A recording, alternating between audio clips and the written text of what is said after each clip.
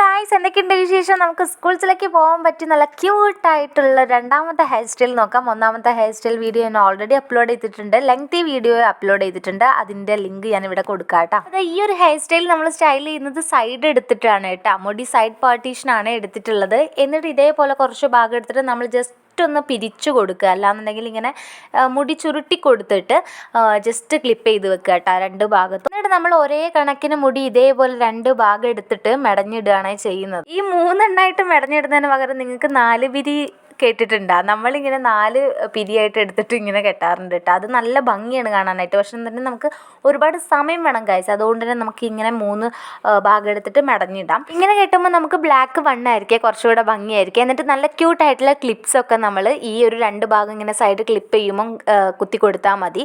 അപ്പോൾ ഇത് നിങ്ങൾക്ക് സ്കൂൾ കുട്ടികൾക്കൊക്കെ നല്ല ഭംഗി ഉണ്ടാവും കേട്ടോ യൂണിഫോമിൻ്റെ കൂടെ. അപ്പോൾ നിങ്ങൾ ട്രൈ ചെയ്ത് നോക്കുക. നമുക്കിനി അടുത്ത് ഇട്ടിട്ടാണോ അതുവരയ്ക്കും ടാറ്റാ.